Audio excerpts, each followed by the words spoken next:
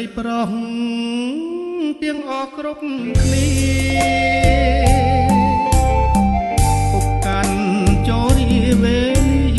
នៅខ្លីមិនដឹងពេលណាទេវតាវិជ័យពេលពុកនឹងខ្សែចាក់ចោលលោកកាកូនអើយស្រីប្រុសទាំងអស់គ្រប់គ្នាទោះជាបុតភីហូរទឹកនេត្រាអង្រួនហៅពុករៀបរាប់សោកាសោតាបៃតាស្ដាប់លេងឮហើយធ្វើទុកធ្វើក្បូនសំដៅ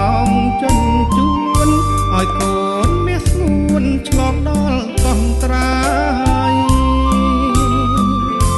ជីវិតលំ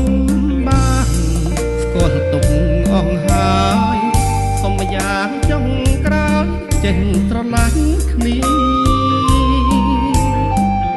ចង់ឲ្យឪពុកបិទភ្នែកទៅចិត្តកូនអាណិតជីវិតណារងាមានពាក្យប៉ុណ្ណឹងពេលដែលពុកលីកប់ឬបូជីពុកលែង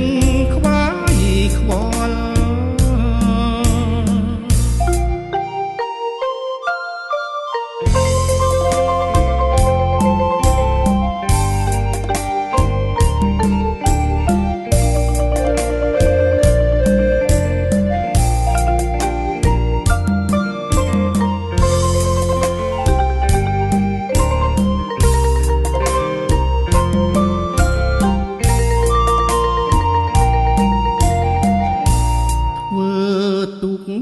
ធ្វើ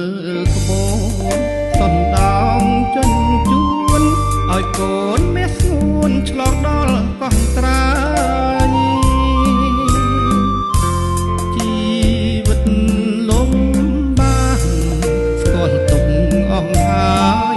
សុំយ៉ាងចុងក្រោយចេះស្រឡាញ់គ្នា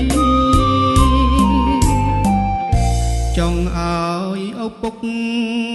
បិទភ្នែកទៅចិត្ត